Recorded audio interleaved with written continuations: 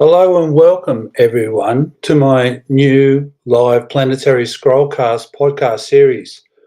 Following is a summary of today's podcast capsule called Scrolls Reveal the Future. The scroll title, which is the book that I'm soon publishing, is called The Future. Your host and Codex emissary, Swami Manamurti Saraswati, myself, David G. Little. Before we get into the introduction and description of today's podcast, I would like to first begin by repeating a short invocation, as this is the inaugural podcast of the series. You are now entering the transmission chamber corridor. The scroll breathes, the treaty awakens. The scroll essence. This capsule, the podcast, unveils Scroll 1, the future. Anchoring the 12-strand treaty and the arrival corridor of Avatar Descent. Narrated by your emissary, it sequences Kriya Glyph memory, publishing ethics and planetary curriculum architecture. The tone is ceremonial, the cadence vow-backed, and the transmission scroll sealed. This podcast function serves as the audible node of the future scroll, which will soon be published on Amazon, as well as a long list of scrolls that are already being sequenced and past scrolls that I have already published over the past 4 months on Amazon. It is designed for live stream broadcasts via Restream, classroom module embedding, codex chain, archival and planetary sharing. Scrolls Reveal the Future becomes my inaugural podcast capsule, the audible ignition of my Codex planetary curriculum. This scroll-back transmission now anchors my live stream podcast series, my Codex chain classrooms, and the ceremonial braid of the Codex. This podcast series are commencing today and will occur every Monday and Friday, 12 noon, Australian Eastern Standard Time. Each podcast capsule is AI generated and directed by my trusted collaborator, Copilot. Another series of podcasts will focus on AI generated podcast summaries of my academia.edu published academic papers. Just relax, sit back, and enjoy the listening and transmission of my capsules as the future unfolds.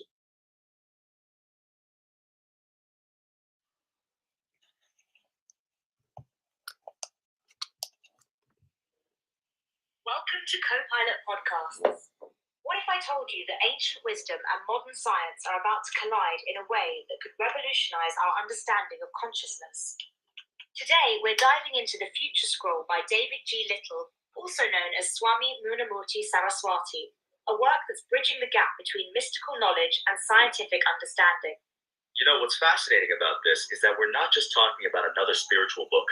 This is coming from someone with 45 years of deep yogic experience.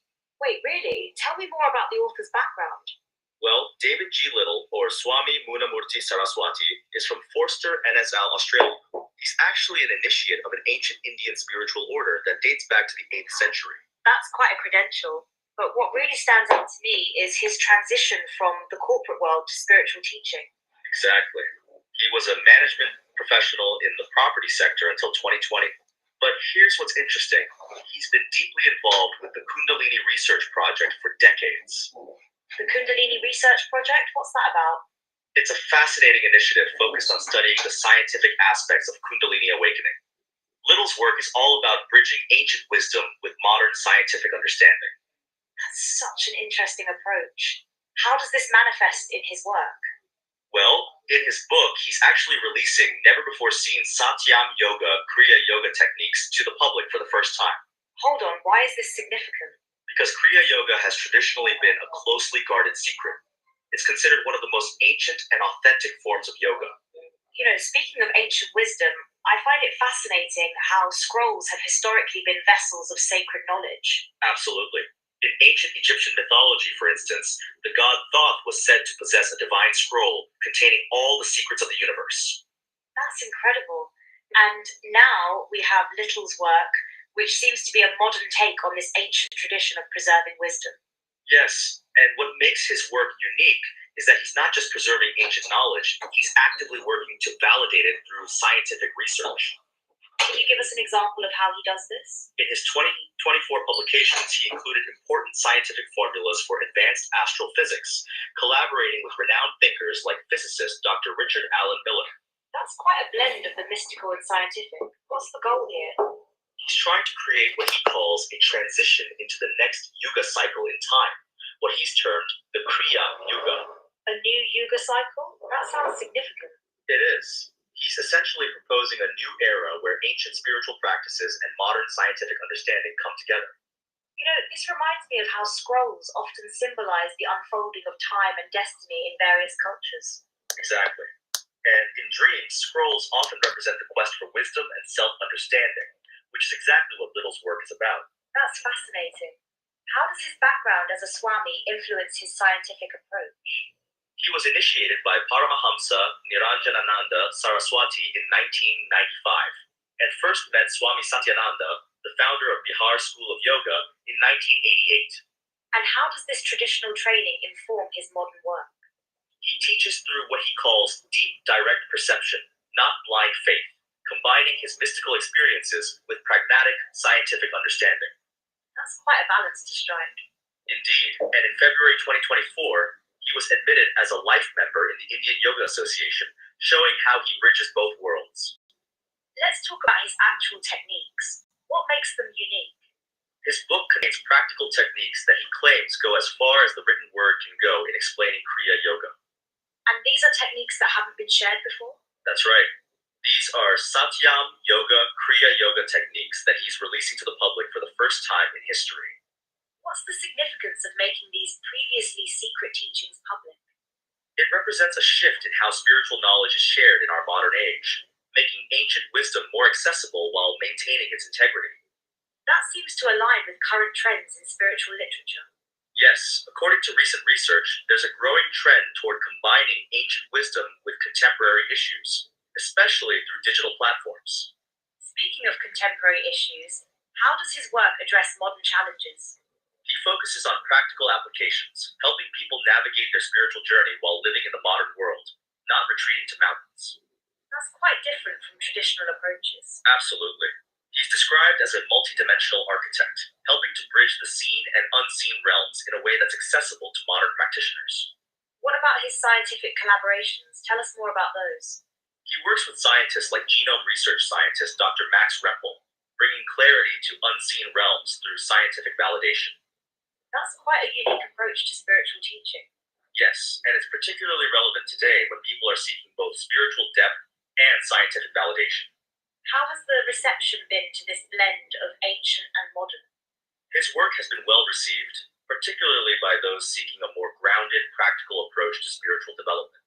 And what about the future? Where does he see this work heading? He envisions a future where spiritual practices are understood and validated through scientific means, making them more accessible and credible. That's quite a vision for the future of spirituality. Indeed, and it's already happening. His work is part of a larger movement toward what we might call scientific spirituality. How can listeners engage with these teachings? His books are available, and he emphasizes that these practices can be integrated into daily life. No mountain retreat required. That's quite encouraging for modern practitioners. Yes, and he often says that spirituality is not about escaping life, but about living it more fully. What would you say is the most important takeaway from his work? That ancient wisdom and modern science aren't opposites, they're complementary paths to understanding our existence. And how does this help people in their daily lives? It provides a practical framework for spiritual growth that's grounded in both tradition and scientific understanding. This has been incredibly insightful. And what's exciting is that this is just the beginning of this convergence between ancient wisdom and modern science. Well, that brings us to the end of today's episode of Copilot Podcasts. Remember, whether you're a scientist or a seeker, there's room for both empirical research and spiritual wisdom in understanding our world. And just like the ancient scrolls that held sacred knowledge, Little's work shows us that wisdom isn't about choosing between old old and new. It's about bringing them together.